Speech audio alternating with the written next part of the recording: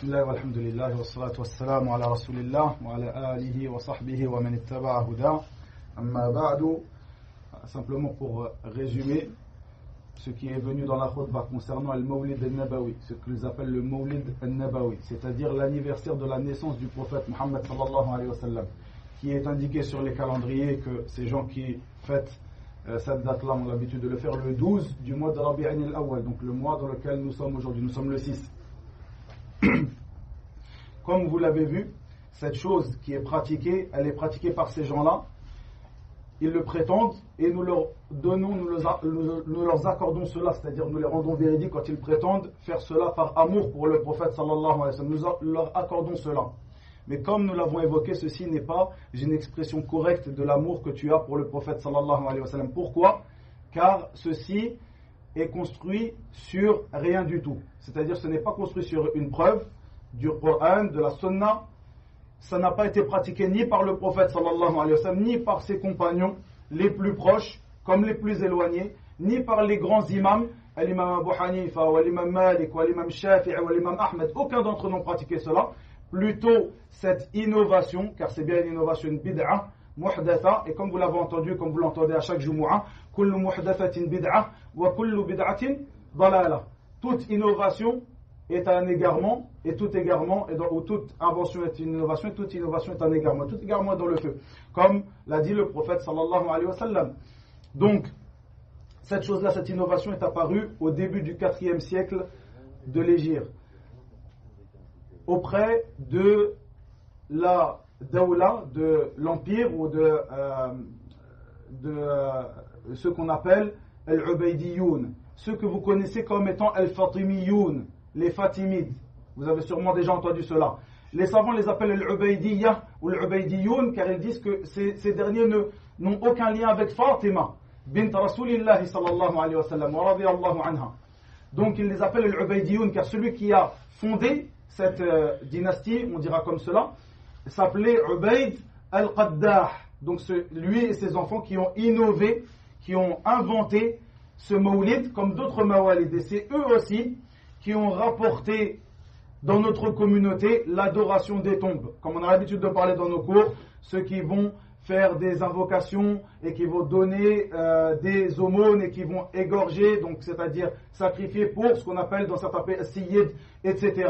Ces tombes, eh bien, c'est eux qui les ont inventées. C'est-à-dire qu'avant le début du 4e siècle de l'Hégire, ceci n'existait pas dans la communauté du prophète Muhammad sallallahu alayhi wa sallam. Ils ont rapporté beaucoup de mauvaises pratiques, beaucoup d'innovations, beaucoup d'innovations qui sont beaucoup de pratiques qui sont des pratiques hérétiques.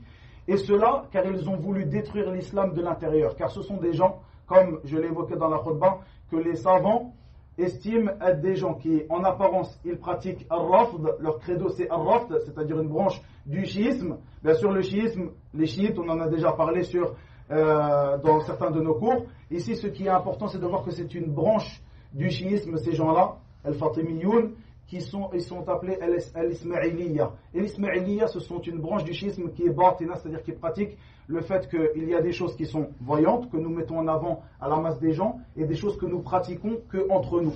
Et leur pratique entre eux, ça n'a rien à voir avec l'islam. Et c'est pour cela que ces gens-là, al-Fatimiyoun, donc les Fatimides, ont voulu attaquer l'islam de l'intérieur en inventant ces choses-là, que ce soit al-Mawlid al-Nabawi, tous les autres mawalid, parce qu'il faut savoir qu'à leur époque, il y avait bien d'autres mawalid, bien d'autres célébrations, de bien d'autres anniversaires, comme l'anniversaire de Ubayd al-Qaddah, le fondateur de la dynastie, et autres que lui, comme cela l'adoration des tombes et autres que cela. Ils ont voulu détruire l'islam de l'intérieur en ramenant ces innovations qui sont des égarements, comme l'a dit le prophète sallallahu alayhi wa sallam.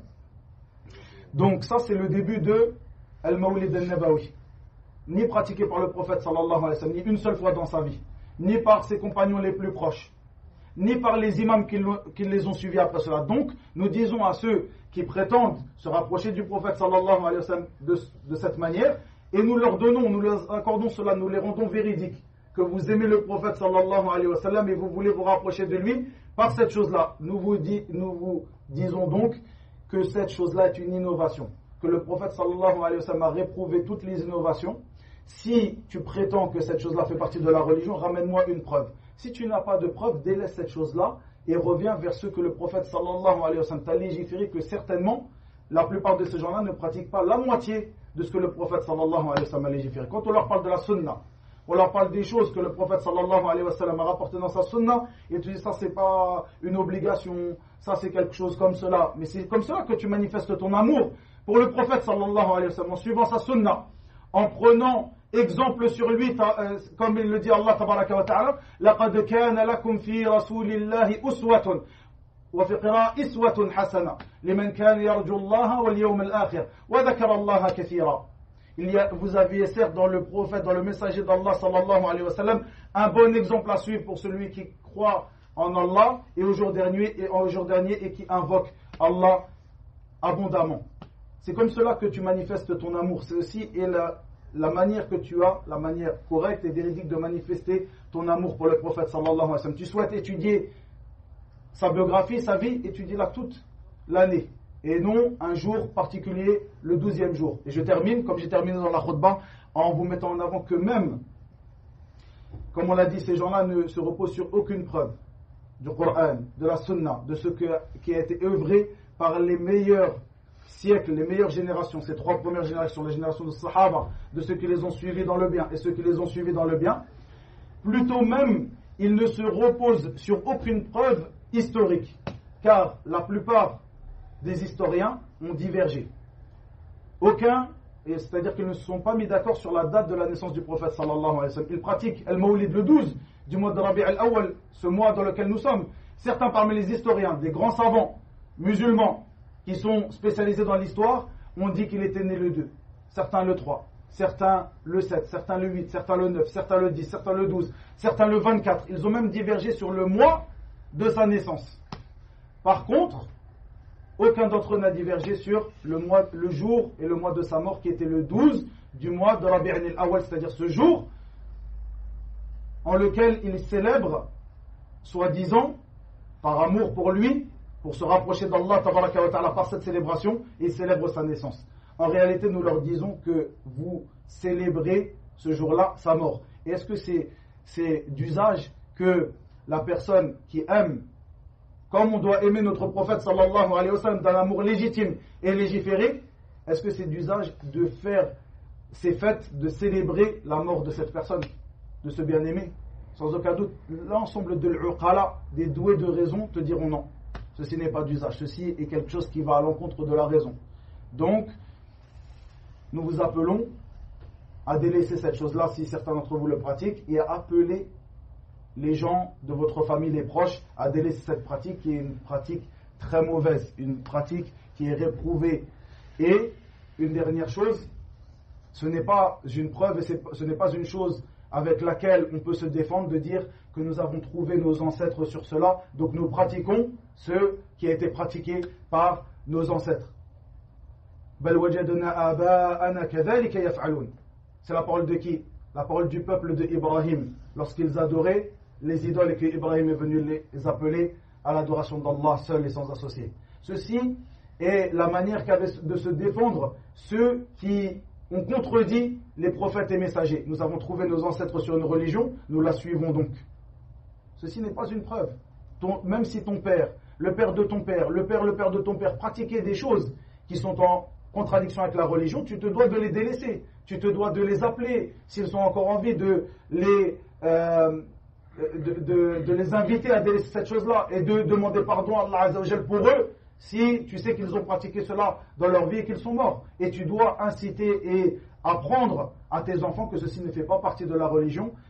Et ainsi, si nous revenons vers notre religion, la religion d'Allah tabaraka wa ta'ala, et nous apprenons notre religion, cette religion avec laquelle est venu le prophète sallallahu alayhi wa sallam, qui est al-ilm al-nafi', c'est-à-dire la science profitable, ou al-amal salih, c'est-à-dire les œuvres pieuses, huwa alladhi arsala rasulahu bil-huda wa dinil haq, c'est lui qui a envoyé son messager avec le huda, la guidée, qui est la science bénéfique, wa dinil haq, la religion de vérité, qui sont les œuvres pieuses. Si nous apprenons notre religion et nous la faisons apprendre à nos enfants, ainsi toutes ces innovations et toutes ces choses qui entachent la religion, c'est-à-dire qui sont rentrées dans les pratiques des musulmans et qui entachent la pratique des musulmans de l'islam vont disparaître. C'est comme cela, en pratiquant la sunna, que nous pouvons combattre les innovations. En pratiquant la sunna, nous allons faire que ces innovations vont disparaître, incha'Allah ta'ala, et c'est en pratiquant les innovations, comme il a été rapporté dans plusieurs ahadiths comme cela, c'est en pratiquant les innovations que les sunan, c'est-à-dire les traditions prophétiques, vont disparaître de notre religion. Prenez bien garde à cela. Et comme le disent certains de nos grands savants de l'islam, comme le dit l'imam al-Barbahari, al-bid'atu tabda'u saghira hatta tasira dinan. La bid'a, l'innovation, elle commence petite, une petite chose jusqu'à ce qu'elle devienne une religion qui est suivie par les gens. Wa ila huna wa billahi tawfiq wa sallallahu wa sallam wa barak ala nabiyyina Muhammad wa akhiru da'wana alhamdulillahi rabbil alamin.